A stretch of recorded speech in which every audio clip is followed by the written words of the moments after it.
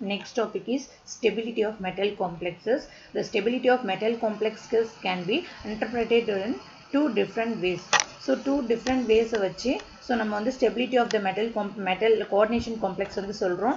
So one வந்து thermodynamic stability, so another வந்து kinetic stability. So thermodynamic stability னா எதை ரெஃபர் பண்ணுதுன்னா so reactionல இருக்கிற free energy, so that delta G வந்து ரெஃபர் பண்ணுது. so அதே kinetic stability னா வந்து என்னன்னா ஒரு ligand வந்து substitute ஆகுது இல்லையா, so அதை வந்து ஹெல்ப் பண்றது தான் ரெஃபர் பண்றது தான் kinetic stability. so next Lebel complex. so Lebel complex னா ஒரு காம்ப்ளெக்ஸ்ல வந்து ஒரு ligand வந்து ஈஸியா வந்து சப்ஸ்டிட்யூட் ஆச்சு, so அப்படின்னா அந்த காம்ப்ளெக்ஸ் வந்து நம்ம என்ன சொல்றோம், Lebel complexes. so சில காம்ப்ளெக்ஸஸ்ல வந்து என்ன ஆகும், so ligand வந்து சப்ஸ்டிட்யூட் ஆகிறது வந்து ரொம்ப ஸ்லோவா நடக்கும், இல்லனா சம்டைம் சப்ஸ்டிட்யூஷனே நடக்காது. so அந்த மாதிரி காம்ப்ளெக்ஸ் வந்து என்ன சொல்றோம், inert complexes னு சொல்றோம். so next stability constant. so stability னா வந்து என்னன்னா so காம்ப்ளெக்ஸ்ல ஒரு ligand வந்து இருக்குது ஆல்ரெடி, so அந்த ligand-ஐ இன்னொரு ligand வந்து ரீப்ளேஸ் பண்றது இல்லையா, so அந்த ரீப்ளேஸ் பண்றதை ரெசிஸ்ட் பண்ணும், so அதுதான் வந்து நம்ம ஸ்டெபிலிட்டின்னு சொல்றோம். so இப்போ எக்ஸாம்பிள் காப்பரும் அமோனியாவும் நம்ம மிக்ஸ் பண்ணும்போது நமக்கு என்ன கிடைக்கும், காப்பர் அமோனியா காம்ப்ளெக்ஸ் வந்து ஃபார்ம் ஆகுது. so இது வந்து ரியாக்டன்ட், இது வந்து ப்ராடக்ட். so இதுக்கு வந்து நம்ம ஸ்டெபிலிட்டி கான்ஸ்டன்ட் வந்து எப்படி எழுதலாம், product divided by the reactant. so இப்போ நமக்கு product the concentration of the இந்த காப்பர் காம்ப்ளெக்ஸ் இருக்கு இல்லையா, so இது வந்து இன்க்ரீஸ் ஆகும்போது நமக்கு stability கான்ஸ்டன்ட்டும் வந்து இன்க்ரீஸ் ஆகும், because both are directly proportional இல்லையா. so அப்போ இது இன்க்ரீஸ் ஆகும்போது நமக்கு stability கான்ஸ்டன்ட் வந்து இன்க்ரீஸ் ஆகுது.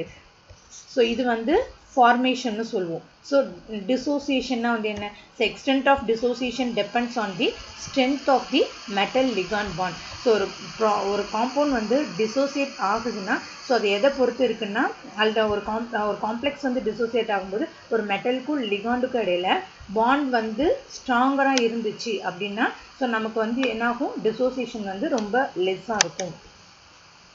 so in aqueous solution இந்த complex ion dissociate. so ஒரு aqueous solutionல ஒரு ஈக்லிபிரியத்தில் இருக்கிற ஒரு reaction ஒரு காம்ப்ளெக்ஸ் வந்து dissociate ஆகுது. so dissociate ஆகி நமக்கு undissociated complex வந்து so dissociate ஆகி ரெண்டு ions வந்து ஃபார்ம் ஆகுது, dissociated ions வந்து ஃபார்ம் ஆகுது. so இது ஈக்லிபிரியத்தில் இருக்கும்போது நம்ம எப்படி சொல்லுவோம், undissociated metal complex is in equilibrium with the dissociated ions. hence the stability of the metal complex can be expressed by, so இதோட stability constant வந்து நம்ம எப்படி சொல்லுவோம், dissociation equilibrium constant or instability constant. so இதுக்கு இந்த stability constant வந்து refer பண்ணும்போது அதோட சிம்பல் வந்து என்ன, ஆல்ஃபா, அது வந்து dissociation equilibrium constant. so இதுக்கு முன்னாடி பார்த்தோம் இல்லையா பீட்டா, so அது வந்து என்ன சொல்லுவோம், formation of equilibrium constant or stability constant. so அப்ப இதுக்கு வந்து நம்ம வந்து the dissociation equilibrium constant can be reversed. இது வந்து ஈக்குவேஷன்ல எழுதும்போது நம்ம எப்படி எழுதுவோம், alpha is equal to product divided by the reactant. so இப்போ இங்க வந்து ப்ராடக்ட் வந்து என்ன இருக்குது, காப்பரும் அமோனியாவும், so அப்போ 4 times இருக்கனால பவர்ல வந்து 4 போடுறோம். so இங்க வந்து காப்பர், இந்த ரியாக்டன்ட்டை அப்படியே எழுதிடுறோம். so from equation 1 and 2 we can say that reciprocal of the dissociation equilibrium constant, so alpha வந்து பீட்டாவோட இன்வர்ஸ் அப்படின்னு சொல்றாங்க. so next வந்து stepwise formation constant and the overall formation constant. when the free metal ion is in aqueous medium is surrounded by the water molecules. ஒரு free ion வந்து சுத்தி water molecules வந்து இருக்குது, so அதை வந்து எப்படி ரெப்ரசன்ட் பண்றோம், MS6. so Mங்கிறது metal, Sங்கிறது வந்து ligand. here water வந்து நாங்க மென்ஷன் பண்றோம். so if ligands which are stronger than the water, so ligands வந்து வாட்டரை விட ஸ்ட்ராங்கா இருந்துச்சு, அதை வந்து நம்ம ஆட் பண்ணோம்னா என்ன ஆகும், so அந்த வாட்டரை வந்து அந்த ஸ்ட்ராங்கான ligand வந்து ரீப்ளேஸ் பண்ணிடும் அப்படின்னு சொல்றாங்க. so இப்போ வந்து MS6 வந்து எடுத்துக்கிறோம், இன்னொரு ஸ்ட்ராங்கர் ligand வந்து நம்ம ஆட் பண்றோம். so ஆட் பண்ணும்போது இங்க இருக்கிற ligand வந்து அதை ரீப்ளேஸ் பண்ணிச்சுன்னா என்ன அர்த்தம், நம்ம ஒரு ஸ்ட்ராங் ligand இங்க வந்து ஆட் பண்ணியிருக்கோம் அப்படின்னு அர்த்தம். so இங்க வந்து என்ன ஆகுது, இந்த S6 வந்து இந்த ligand வந்து ரீப்ளேஸ் பண்ணிடுது, பிளஸ் 6s இந்த சால்வெண்ட் வந்து வெளில தனியா வந்துருது. so இதுக்கு வந்து ஸ்டெபிலிட்டி கான்ஸ்டன்ட் எழுதும்போது நம்ம எப்படி எழுதலாம், beta overall is equal to இங்க ப்ராடக்ட் டிவைடட் பை ரியாக்டன்ட். ப்ராடக்ட்ல வந்து என்ன இருக்குது, ML6, இங்க வந்து S இது பவர் 6 போடுறோம், divided by MS6 L power 6. So beta overall is called overall stability constant. So the beta overall நம்ம எப்படி represent பண்றோம்? Overall stability constant. அது solvent is present in large excess. Solvent வந்து நமக்கு large amountல இருக்கிறதுனால so அதை just நம்ம ignore பண்ணிடுறோம். So final equation நம்ம வந்து எப்படி எழுதலாம்? Beta overall equal to ml6 divided by ms6 l power 6.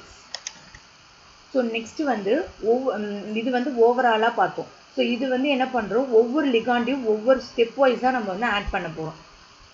So இப்போ வந்து if the 6 ligands are added to the metal ion by 1 by 1, then the formation of complex ml6 can be supposed to takes place through the 6 different steps. So ஒவ்வொரு லிகாண்டா நம்ம add பண்ணும்போது அது என்னது step wise நடக்குது. So 6 step வந்து இங்க வந்து நடக்குது. So first stepல என்ன ஆகுது? ஒரு லிகாண்டை வந்து add பண்றோம். ஒரு லிகாண்டை add பண்ணும்போது அந்த ஒரு லிகாண்ட் இங்க போய் ஆட் ஆகுது. ஒரு s எடுத்துட்டு அந்த லிகாண்ட் போய் அங்க போய் உட்காருது. சோ ms6 எப்படி மாறும்? ms5l + s. இத வந்து இதுக்கு இந்த ஃபர்ஸ்ட் ஈக்குவேஷனுக்கு வந்து k1 எடுத்துக்கிறோம். So k1 = ms5l divided by ms6 divided by l. So next second equation எழுதுறோம். சோ இங்க ப்ராடக்ட் ஃபார்ம் ஆச்சு இல்லையா? சோ அத வந்து இனிஷியல் நம்ம வந்து ரியாக்டன்ட்டா எடுத்துக்கிறோம். So அது கூட ஒரு லிகாண்ட் ஆட் பண்றோம். So ஆட் பண்ணும்போது என்ன ஆகுது? இன்னொரு லிகாண்ட் அங்க வந்து ஆட் ஆகும். இன்னொரு s மாலிக்யூல்ஸ் வந்து இங்க இருந்து வெளிய போய்டும். So அப்ப வந்து எப்படி ஃபார்ம் ஆகும்? ms4l2 + s. So இதுக்கு வந்து நம்ம ரேட் எழுதும்போது எப்படி எழுதுவோம்? m இந்த ப்ராடக்ட் ms4l2 divided by இதோட reactant ms5l into l. So next இங்க ஃபார்ம் ஆச்சு இல்லையா ப்ராடக்ட் அத வந்து ரியாக்டன்ட்டா எடுத்துக்கிறோம். இது கூட அதுல வந்து இன்னொரு லிகாண்ட் வந்து ஆட் பண்றோம். So அப்போ வந்து என்ன ஆகும்? இன்னொரு s மாலிகுல ஒரு லிகாண்ட் வந்து ரீப்ளேஸ் பண்ணுது. So அப்போ வந்து என்ன ஆகும்? ms3l3 + s. So இதுக்கு வந்து ரேட் எழுதும்போது நம்ம எப்படி எழுதுவோம்? ms3l3 divided by ms4l2 into l. So இங்க ஃபார்ம் ஆச்சு இல்லையா ப்ராடக்ட் இத வந்து திரும்ப ரியாக்டன்ட்டா எடுத்துக்கிறோம். இது கூட இன்னொரு லிகாண்ட் ஆட் பண்றோம். So ms3l3 ஒரு லிகாண்ட் ஆட் பண்ணும்போது என்ன ஆகும்? இங்க இருக்கிற சால்வெண்ட்டை இன்னொரு லிகாண்ட் வந்து ரீப்ளேஸ் பண்ணுது. So ms2l4 + s. So இதுக்கு ரேட் எழுதும்போது நமக்கு என்ன பண்ணுவோம்? k4 = அதோட product ms2l4 divided by ms3l3 into l. So இத வந்து ரியாக்டன்ட்டா எடுத்துக்கிறோம் again. So ms2l4 plus இன்னொரு லிகாண்ட் ஆட் பண்றோம். So இன்னொரு s மாலிகுல வந்து ரீப்ளேஸ் பண்ணுது. So msl4 சாரி இங்க வந்து இது இன்னொரு ஆட் ஆகும்போது l5 ஆ மாறும். So l5 + s. So இதுக்கு ரேட் வந்து என்னது? msl5 divided by so இந்த reactant ms2l4 into l. So இத வந்து லாஸ்டா வந்து என்ன பண்றோம்? ரியாக்டன்ட்டா எடுத்துக்கிறோம். இது கூட இன்னொரு லிகாண்ட் வந்து ஆட் பண்றோம். So so இங்க இருக்கிற ஒரு சால்வெண்ட்டையும் என்ன பண்ணுது? இந்த லிகாண்ட் வந்து ரீப்ளேஸ் பண்ணிடுது. So அது எப்படி சேஞ்ச் ஆகும்? ml6 + s. So இதுக்கு ரேட் எழுதும்போது எப்படி கிடைக்கும்? ml6 divided by msl5 into l. So இது வந்து ஸ்டெப் வைஸ் தான் வந்து நடக்குது. So நம்ம வந்து லாஸ்டா ஃபைனலா எப்படி எழுதலாம்? overall stability constant equal to step wise இங்க கிடைச்சது இல்லையா 6 ஸ்டெப். So இது எல்லாத்தையும் மல்டிப்ளை பண்ணா நமக்கு என்ன கிடைக்கும்? overall stability constant வந்து கிடைச்சிருது.